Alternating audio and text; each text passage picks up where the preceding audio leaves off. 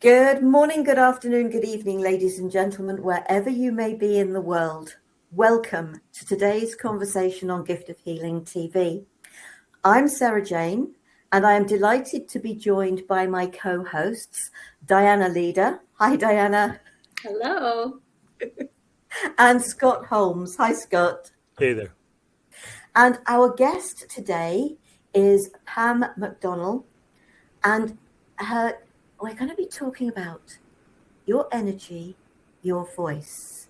And I am going to hand over to you, Diana, as Pam is your choice of guest. That's right. Thank you so much, Sarah. I appreciate that. I am so excited to have Pam here. She and I have known each other for some time, and I was blessed to have her write in two of my books. Yeah, 2 books. She's a wonderful friend. She is also an amazing healer and practitioner. She's a shaman. She just has all kinds of things in her little toolkit, and she's just a wonderful, wonderful woman. So I can't wait to hear what she has to say, because as you guys know, all 3 of you, is that anything voice is really fun for me to play with. So thanks for being here, Pam. Thank you. I appreciate being here, and I can't wait to kind of open this conversation and get into it full-fledged. We have Diane with us. So Diane, hi, great to have you with us. Please share a little about yourself and why this particular topic is important to me. So I'm in my early years. Well, let me back up. I'm a very sensitive person. I'm intuitive, all those woo things that we talk about. I didn't understand that when I was small. So anytime I was challenged or called down or maybe bullied or any of those things that have a way of challenging our energy, that caused me to have a lifetime of living in that staying small to stay safe place, which I now understand that staying small to stay safe or playing small to stay safe doesn't really work. But it's a survival tool. And like many others who have experienced a trauma, they've been told to shut up. Their dreams have been dashed when expressed with someone else. We have that tendency to draw inside, quiet our voice, and over a period of time, we lose that ability to really express our creativity. That happened to me, not because I was in an abusive family or an abusive relationship, really, because I had a very loving family. I grew up in middle class, so I had none of those. We didn't have, addictions that we had to deal with, none of those things. But the fact is that I was still sensitive, and whenever something was said to me that didn't sit well with my energy, I learned to be quiet about it. Over the years, I have learned, and it really took 3 marriages and divorces and a 9-year journey with my mom through Alzheimer's and a subsequent health issues that I had, mental, emotional, spiritual, financial, to help me see that energy is what really we're all working with. And energy is everywhere around us. My friend Maisha and I have a saying that in the beginning, there was just energy, or there was energy, neither good nor bad, just energy. And from that energy is where we all have come from. So after all of that, and my beginning to learn about energy and my interest in learning how to heal myself, I found, like Miss Diana said, a lot of tools that are in my medicine bag that I use when I work with my clients. And that's what brings us here today. Is my gift is working with people who have lost their voice. And I really don't want to say lost their voice, but have quieted their voice, because it's never really lost. It's still there. It's just remembering how to use that voice.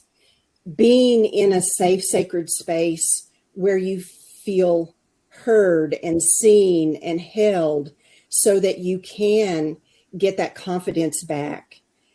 You can have that self-worth and that self-confidence that you can then begin to use your energy and your voice to bring forth what you're here to give the world, whatever that is. So that's kind of my journey. Bless you. Thank you so much for sharing, Scott. Yeah. So thank you, Pam.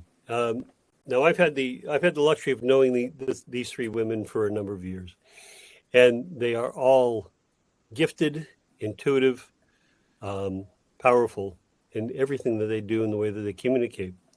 Diana has a series of books called "Find Your Voice, Save Your Life," and Find Your Voice Coaching, which I am a proud practitioner of. The reason I go into that saying about being a reformed people pleaser, that I lost my voice for a number of years. I was able to say yes very, very easily. No never came out of my mouth. So I want people to understand that this is not just a girl thing. It's not just because it's feminine energy. I was brought up for service. I was brought up to do as I was told. I was the oldest, and so therefore, I was do what we tell you. Yes, sir. My dad was in the military. Yes, sir. I was the oldest. I had to set examples. Yes, sir. So all of those things I had to do to be able to please both my parents, but also all those people around me. After I got older, the same thing. With my wife and my family, they always came first, and I never regretted a second of that, but I never found room for myself. Pam, what do you find? In saying all of that, I just wanted to frame it, but Pam, what do you find that is the biggest block or the biggest inhibitor of people using their voice in the clients that you work with? When that voice gets shut down, quieted, just like you stated, we learn to be in service to, not in service for, but in service to. And there is a big difference. And we often don't take care of ourselves first, which is what we always need to do, but we're not taught that. The conditioning that we all live under, doesn't matter if it's from family, from government, from whatever, teachers, we're all conditioned by each other and the environment around us. So when we aren't supported in being able to share what we feel and need, which many of us aren't, then we have that possibility of not losing, I've got to stop saying that word, but quieting our voice. When you've quieted it for so long, it's very difficult to remember how to speak your truth because you don't even know what your truth is anymore. And I think that's the one thing that I find with my clients is they have been in service to for so long, they don't know who they are. And it's hard to express what you want or need if you don't know what that is. Mhm. Yeah, I can see that. Diana.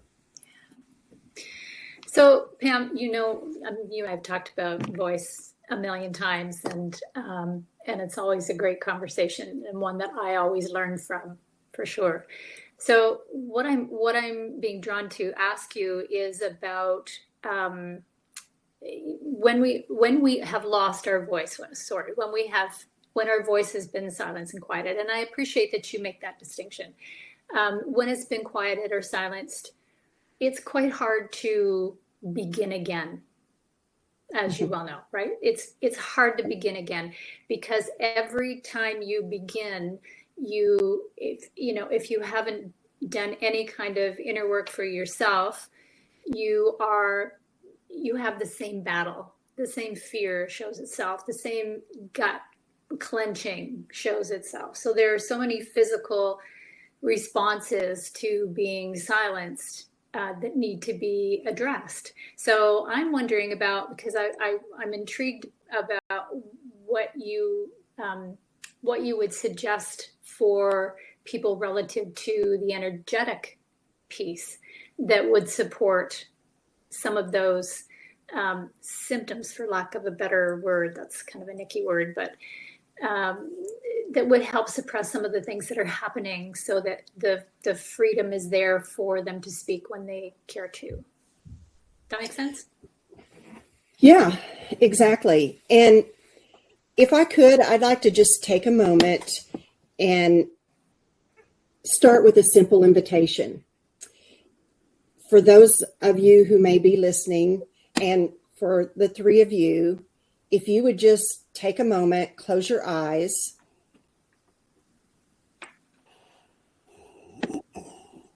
Notice your breath.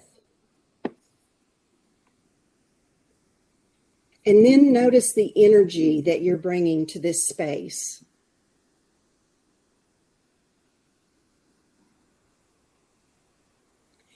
Before we ever even speak, that energy is already communicating.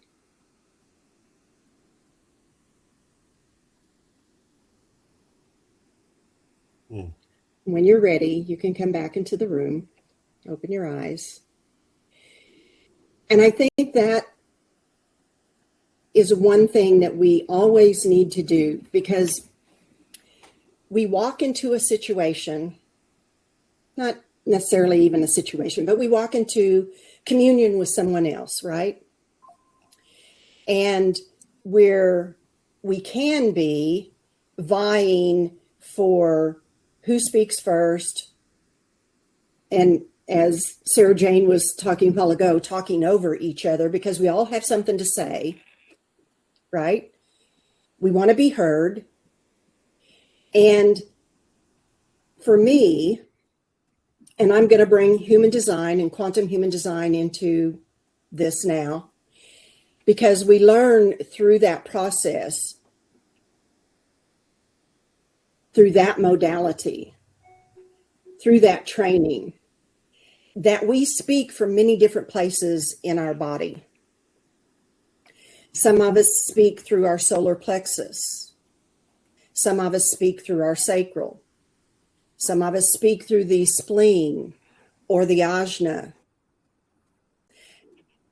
But wherever we speak from, there's only one place that we speak through, and that's our voice. Okay? The voice is our creative space. It's where we communicate. It's how we speak to each other. And no matter what we say, when we say it, the energy of who we are has already spoken.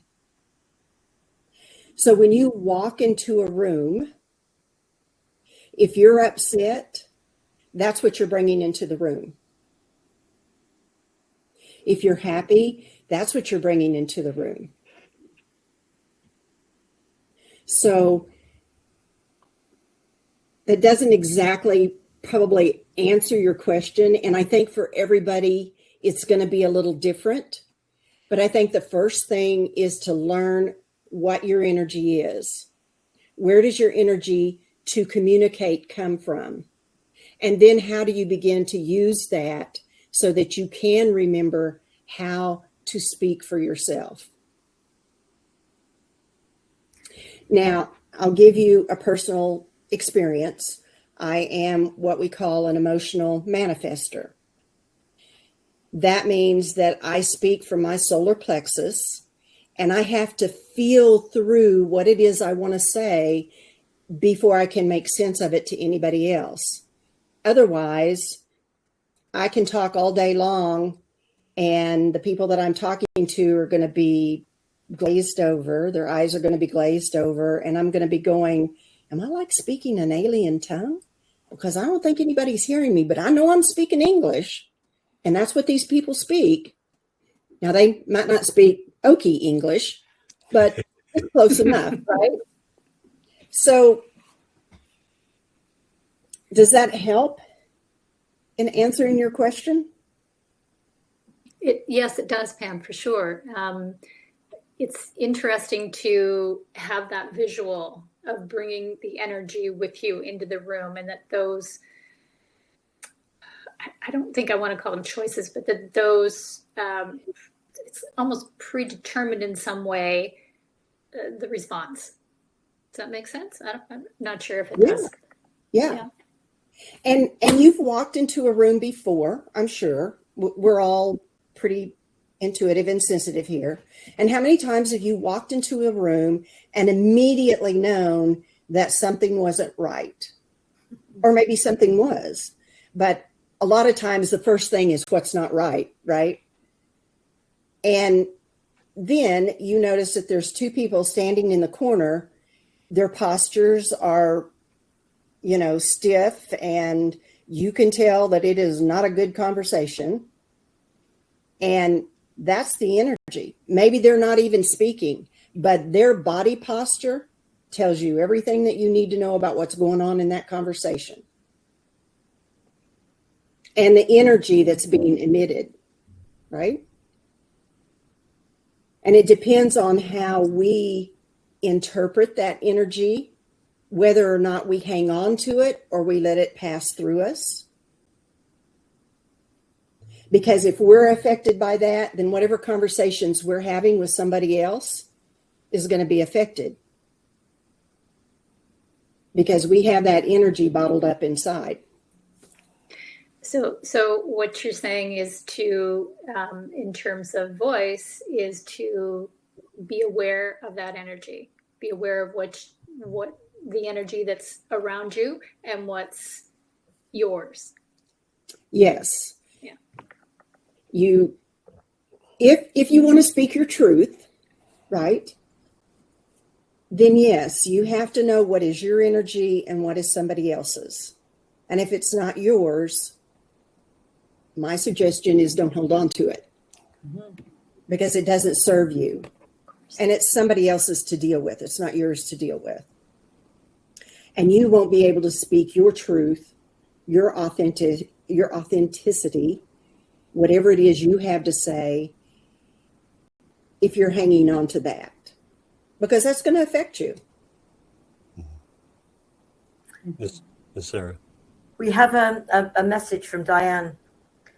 As a child, my voice was big and bold, and repeatedly I was told to be quiet, which evolved into people-pleasing and swallowing my voice. My evolution into womanhood unleashed my voice in the most beautiful and unapologetic way. Not only do I use my voice, I also advocate for my daughters and granddaughters to use their voices. And I think so many people, children just don't use their voice because they get put down. so many times for that. My own story was really more about crying and tears and desperately wanting my parents when I was hospitalized. And it was ignored. And circumstances and the situation and the rules led to me seeing them once a week for an hour for 3 months. It didn't matter how much I used my voice as a child, I was just ignored. I felt abandoned, I felt rejected. And that affects somebody for a long time.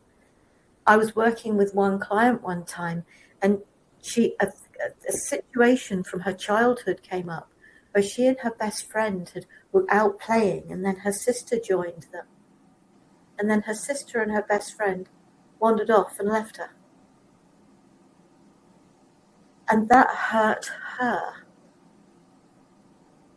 So many things can happen. A single word can be traumatic to a child. Yes.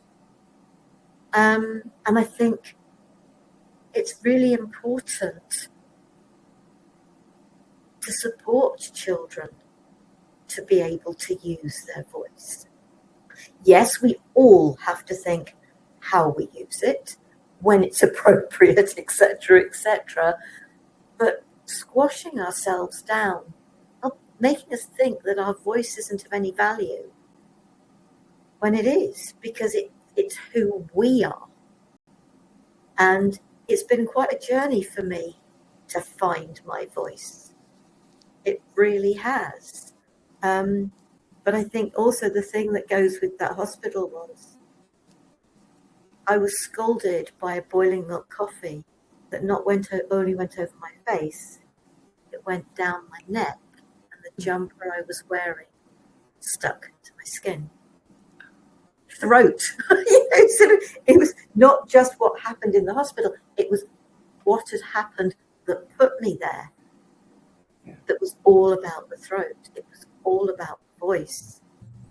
So what's gone on in your life? If people can think about what's gone on in their life, but do you understand as the adult all the circumstances around it? That 1-year-old me couldn't have anything explained to her. But the adult me knows the story, the full story, and has heard more bits about it more recently. But it still was that rules and regulations and circumstances that prevented my parents from coming more than the once a week. That's helped me to find my voice, to support others to find theirs, to heal that child and give the child a voice and help the child not only to have the voice, but what's important when we find our voice is that people listen to us. It doesn't matter how much we use our voice, if people don't listen, if we don't feel heard, that's a really important aspect of it. That's why it is so important for us to listen and hear others. And I think that's exactly what's been said here. And I've just put it in a totally different way, but perspective of my own life experience. So yeah, carry on. No, I agree. I absolutely agree. For me, just to add on what you were saying, I often use the term that was a 1,000,000-mile journey from here to here for me. I always spoke from my head. And so therefore I was looked at as having no compassion, no caring about other people. And it wasn't until I found this aspect of me that I didn't really know I had, that heart. And I could speak from compassion. I could speak with kindness. I could speak with love, that people started listening and not just think, well, he's a jerk. He doesn't care about anybody. It wasn't that. It was, I didn't know any better. I was always told, you have a feeling, push it down. Mm-hmm. Something came up that shame, anger, whatever, push it down. Can't deal with feelings. So now and making friends with those feelings, by the way, has allowed me to deal with them, to make friends with them, to understand them, to observe them, to feel them fully, but not have to speak through them. I don't speak through anger. So, Pam, what you were saying about the energy you bring, in my early days, it was all about the aura. We have an aura that we have around us, that energy field around us, right? Right. And that even though we may not be standing too close, maybe 6 feet from somebody or 4 feet from somebody, our energies are touching. We're finally feeling those energies. We're understanding who that person is through their energy. And it would always intrigue me when I was first learning about that, about expanding and contracting the energies, because I've dealt with clients whose energies, they didn't understand it. Their energies were always out this way. They'd go to Walmart or go to the mall, and they would have these horrific feelings because they were taking in all of this energy from everybody else. And so in teaching them to just kind of bring it in and, make it a little more compact. You don't have to be out there all the time. And I'm sure we've all had instances of our energy being a little bit too far out there. But how do you teach people to bring their energy in and to really kind of, if not master their feelings, but have a relationship with their feelings?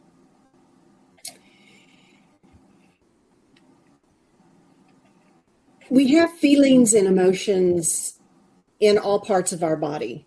It doesn't just come from the heart. It doesn't just come from our solar plexus. It doesn't just come from our head. It comes from all of those places. So when we, I was speaking about walking into a room and the energy absorbing us, if you will, right? I try to teach people to think of themselves as like a screen door. So you get hit with an energy, you just allow that to pass through, just like the wind would pass through a screen door. You can hold on to it if that's what you choose, but if that's not an energy that really serves you, don't hold on to it. Just let it pass through. That's a hard concept for most people because we think of ourselves as very dense, which in a sense, when we're looking at energy, we are dense. But when you think of it in scientific terms, we're basically water, right? Right. So, okay, if you think of it in terms of water, think of it as a ripple in the ocean. The ocean flows in and the ocean flows out. Flows in, it flows out. I like that. That's my thing, which is I'm all about, ebb and flow. So, yeah. I wanted to just say, was it Diana that wrote in a while ago? Diane? Oh, Diane. Yeah. Diane. I just wanted to say, Diane, thank you for that, because so many of us do not have that strength to collect our voice when we get old enough to know better, if I could use that term. So thank you for being able to do that for yourself, and then teaching your children, your grandchildren, any child you come across, that their voice is important. Every voice is as important as anyone else's. And none of us should feel bad about expressing ourselves. And with that, I'm going to say there is a correct way to express yourself. I think Scott Soil alluded to this a while ago, that he never speaks out of anger. I don't either, because that was part of what helped shut down my voice.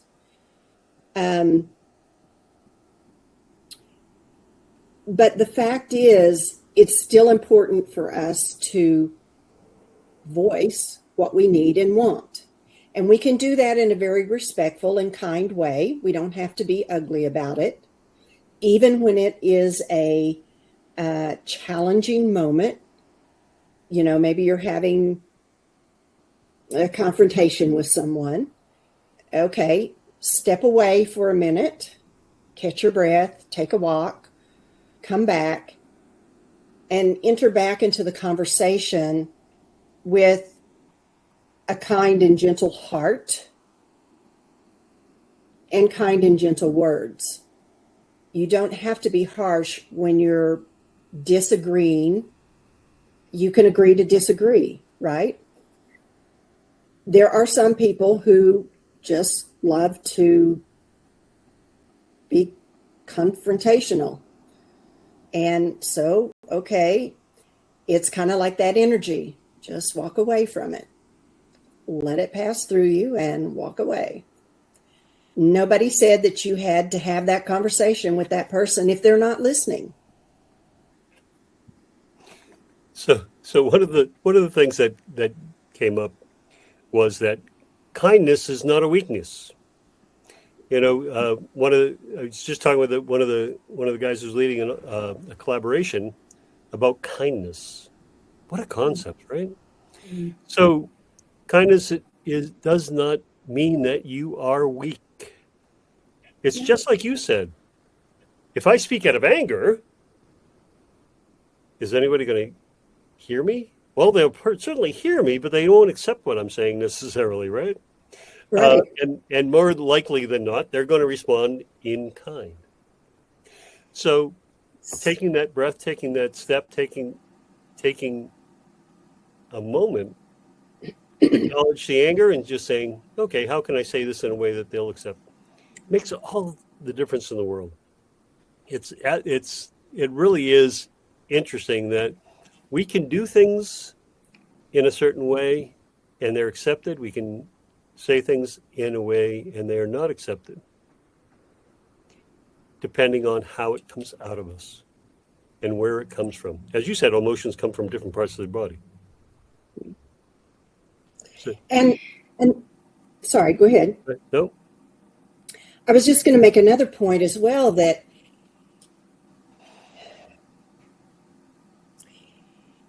you're heard when you're speaking to the right audience, the right person.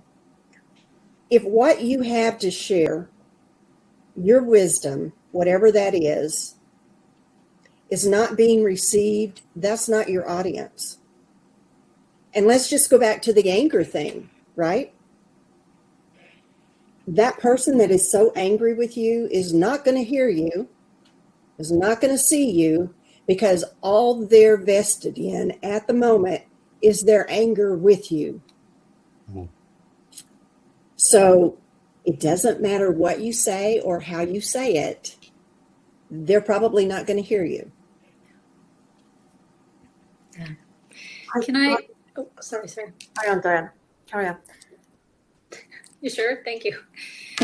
So I just want to say too that from my work, it's really clear that being kind is part of the healing process of voice. So, you know, we're not used to speaking to anybody, really. You know, my experience and many others, we're not used to doing that. So it's important to see that the kindness part of us is okay to bring out, that we don't have to be angry. It's not even it's not a must either way. It's a choice, and it's a conscious choice, because when we are voiceless, of course, we don't operate from what I need. We operate from what you need, not me. So turning that back in and actually taking some conscious, looking at making conscious choices for yourself, the ones that work for you.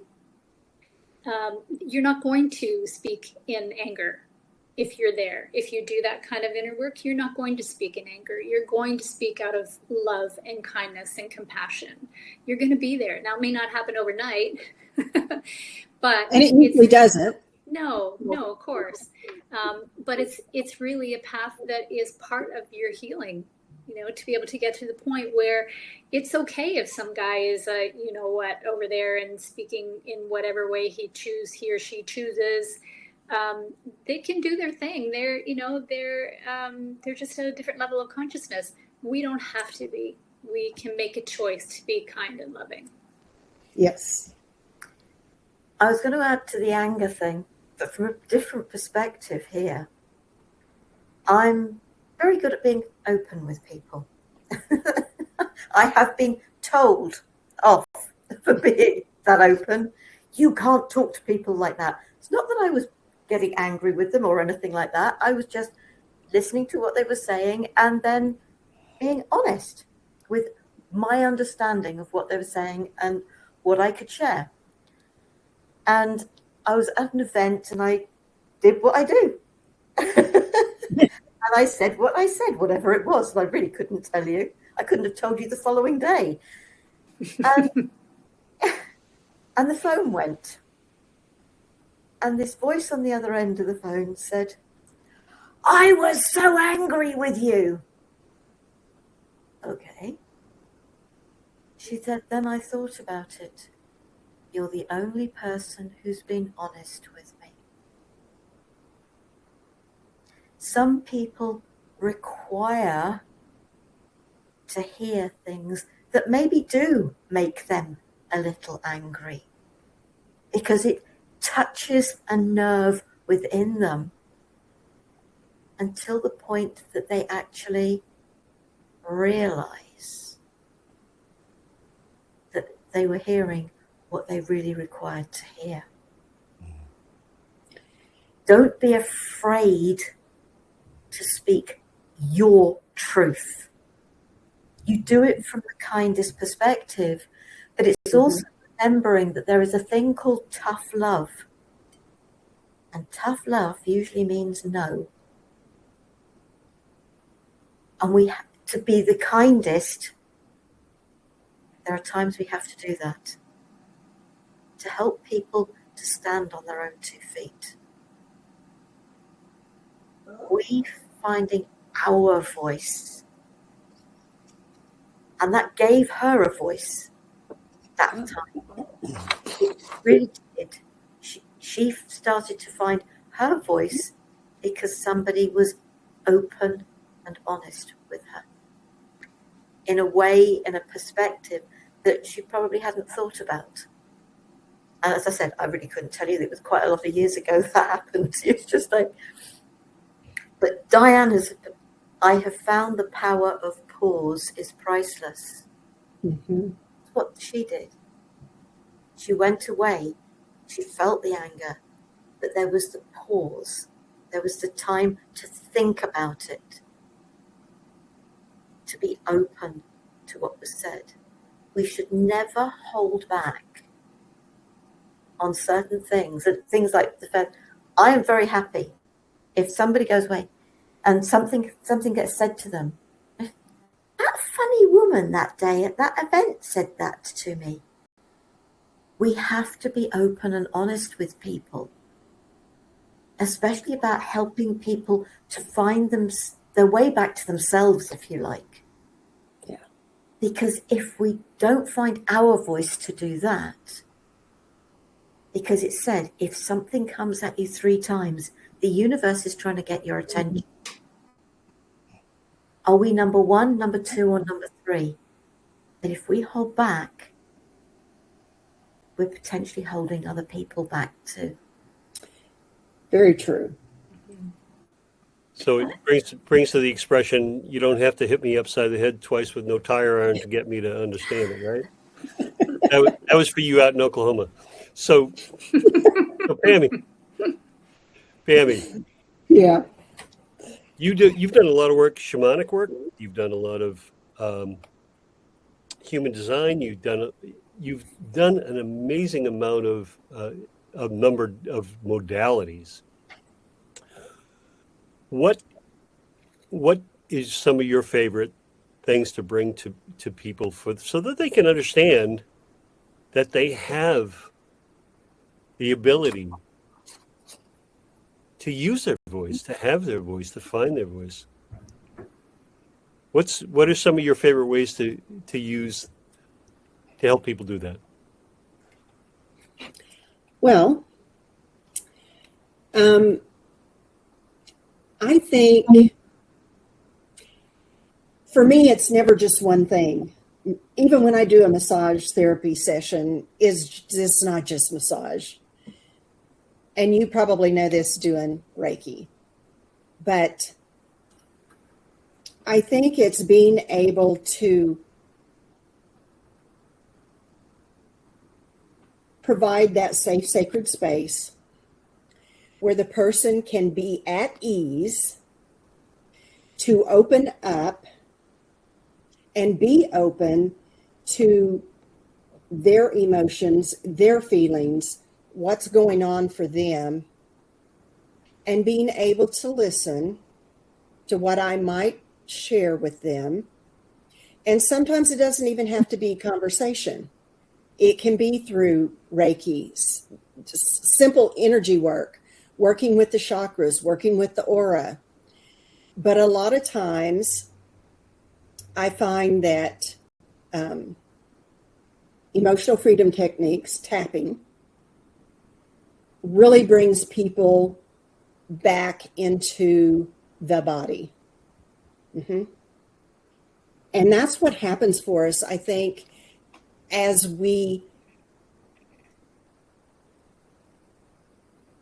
that voice quietens. What do? I say we draw inside, but we really aren't drawing into the body. We're really escaping. Okay? So when you find your voice, again, when you remember that voice, that's when you begin to come back into the body.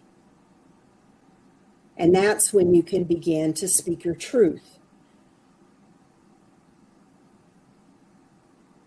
I think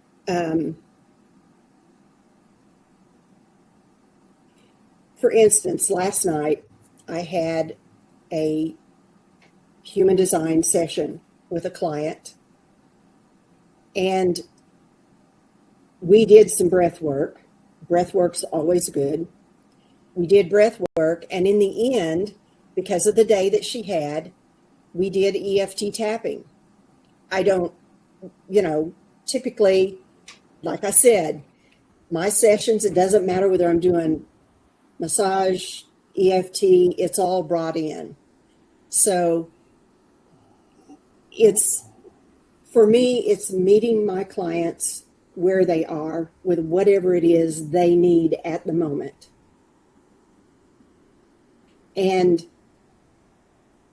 if that's massage and then a little bit of Reiki, or that's Reiki and some EFT, or it's EFT, Reiki, and shaman work with the chakras and the auras, or human design and EFT, whatever it is, the session is whatever it's going to be. It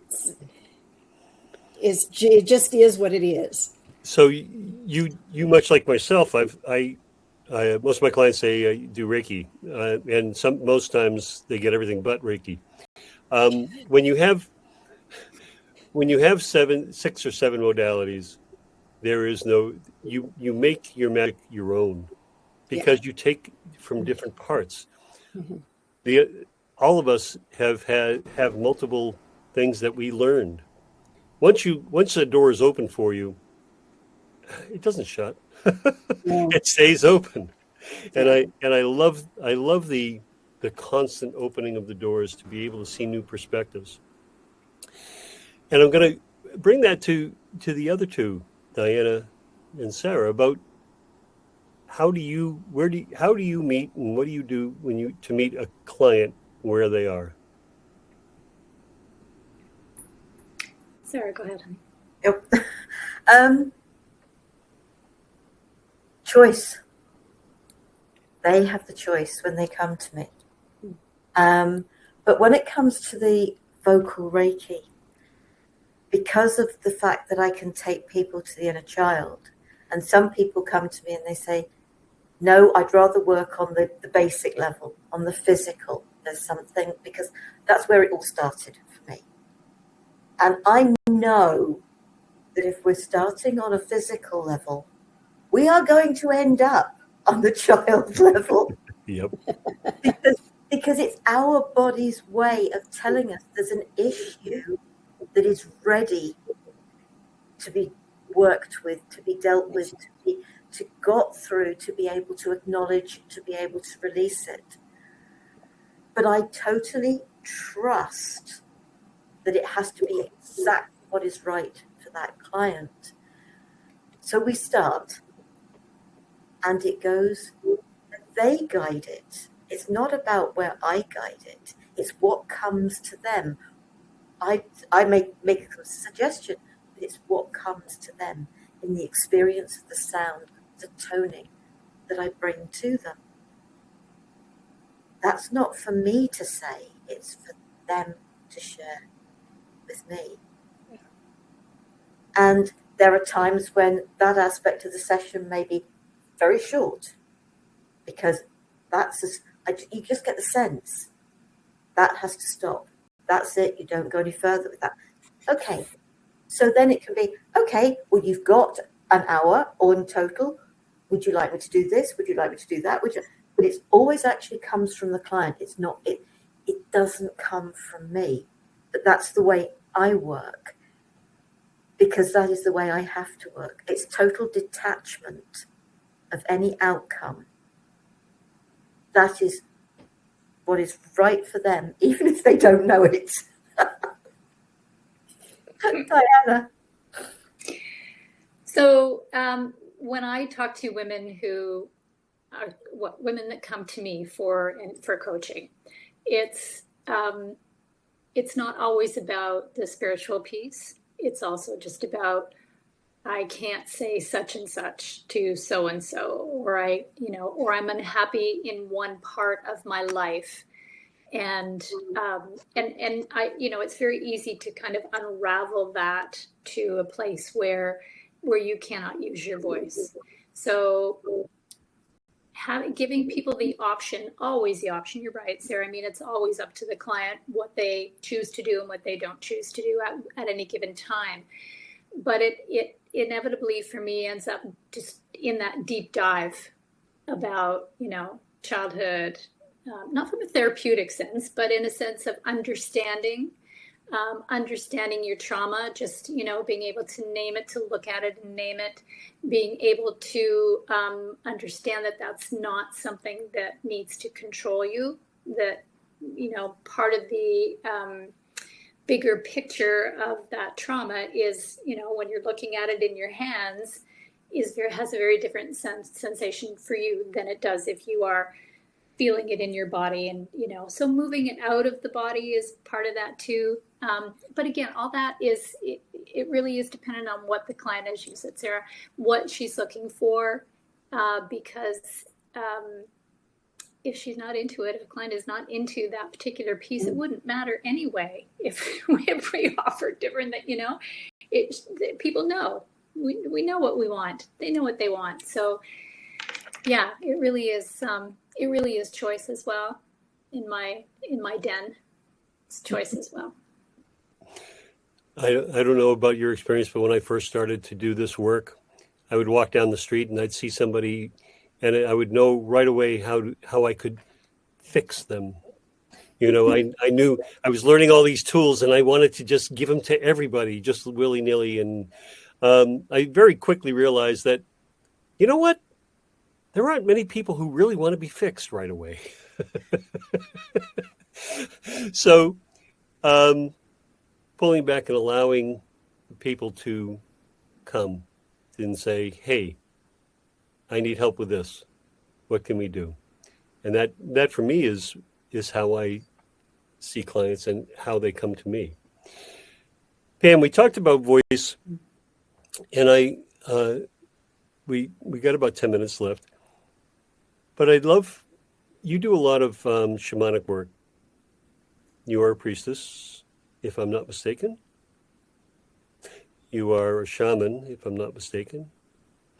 And I'm sure that you have a number of other titles to go along with it. Is there something that you could share that you have found in your shamanic practice, in the priestess? I know you deal with the four directions. I know you deal with Mother Nature, that you could share with us for people. Putting you on the spot. A practice, yes, just ceremony, a meditation or anything. I think for me,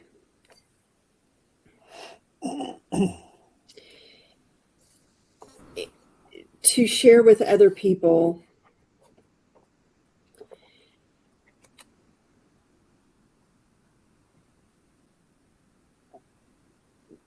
well, there's many things, but let me see if I can hone it down to one or two, maybe.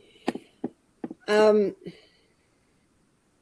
think it's very important that we find our quiet time.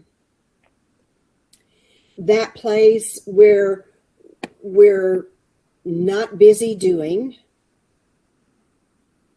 That place where the kids, the husband, the wife, the work, the whatever is non-existent for a moment. Doesn't have to be a long period of time, but I think we all have to have that. I probably love my alone time much more than many other people, but I think even with people who are more prone to be in community, still need that quiet time. And in that quiet time, I think it's important to find a ritual, a ceremony, a meditation, a breath practice, a something that helps revitalize you. Because we have a tendency to go 24 hours of the day, if we could, without stopping. And we don't give our body, our mind, our spirit, our soul time to relax and restore. And it's in that place that we don't do that kind of messes with our energy. So if we take that time to be in that quiet place, if it's for 5 minutes, and if you have to go to the bathroom or the garage, or like me, down to the river, and I live by myself, but I still go to the river because that's my place. I love being by the water. I love being out in nature. And where I live, I don't have that, but it's not far to that. I think that's what I would invite people to do, is find that safe, sacred space, that small ceremony, that small ritual, that small practice, if that's the word you want to use, that brings you back into yourself, into the body, and everything else, all of this out here, doesn't exist for that few moments. Bless you. Thank you. Diana, would you like to add something to that? And Scott will come to you afterwards. You know what? The practices for me, I think, are they're pretty consistent, because the first thing that we need to do in terms of voice is understand who we are and what we need and what's important to us. So that's kind of as a practice, that's kind of a mainstay for me, for sure. And to allow people to find the manner that they do that, or even that they calm themselves, either way, allow them to do that in whatever way that works for them. So yeah, maybe it's the river. For me, it's the woods. It can be a number of things. So it's a really important thing to be doing. And it's not something that can be missed. I think everybody that I pass is into their own thing. So it's a big one. Yeah. So what I've found is that doing things as a practice, and we call it a practice for good reason, because it's constantly changing. It's constantly, if we do it on a daily basis, we see something new every day. At least that's been my experience. And in doing those practices of what you find works for you, that calms you, whether it's breath work or meditation, or for myself, I do yoga on a daily basis along with meditation, and it allows me to get back into my body so that I'm not completely in my head the whole time. And what I find is that doing it on a regular basis, I change in micro steps, right? By degrees, by small degrees. And for people who lose weight, if they lose a lot of weight quickly, oftentimes it bounces back very quickly. We don't give the body time to adjust.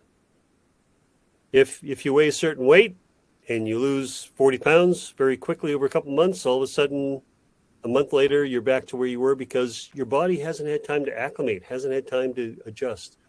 So those daily practices allow everything to just turn very slightly. And the nice thing is, if you're journaling, if you're kind of recording it, you can see over the course of time that change. Very small, minute, you might not even notice it, but if you do it every day and it just changes just a degree. And someone said to me and made a point about the year, 360 degrees, 365 days. If you change a degree a day, just 1 degree, and your body adjusts, your mind adjusts, your perspective adjusts, everything adjusts to that, and it just slowly turns. But in the end, you've gone all the way around 360 degrees. So I wanted to leave that with you. Thank you. And a thought from me: find your voice literally for yourself. One of the things that I do for myself on a daily basis is I tone my own name. I'm acknowledging myself. I'm accepting myself. I'm saying I see you. Now, you haven't got to tone it. Just because I like working with toning, but speak your name. And I always, when I'm working with people, ask, what did your mother call you as a child? Because I've worked with so many people who've changed their name. And it's the name their mother called them as a child that is the name that really has the most power for them. And as much as there are stories I can tell you, there's no time for that. But trust that from my own perspective, because I changed my name. That is why I now work with Sarah Jane. I was Jane as a baby, and I changed it to Sarah. I was christened Sarah Jane. I was the only person who really, truly rejected me. And by toning for myself, Sarah Jane, Jane Sarah, and I mix it all up, I'm honoring the whole of me, every aspect of me. If you're not so sure about toning, which a lot of people might call singing, speak it. You're not asking yourself for anything. You're not telling yourself off. There's nothing other than an acknowledgement of self with doing that. And it's your voice for you. And I would like to say thank you very much to, we've had sort of some folks watching, Diane and Janet, thank you so much for being here with us. I have just put Pam's website into the chat, and I will make sure you're watching this on YouTube. It's in the information under the video, along with all of our website addresses. Sorry, Janet's just put a comment up. Thank you all for sharing your knowledge this evening. I have found this very interesting, and although I can resonate with a lot of what you have said, I have also learned a lot too. Bless you. Right, Pam's website, www. Right, sacred. Do you want to tell me what that is? www. Sacred energy. It's all right. Amplified.com. Excellent.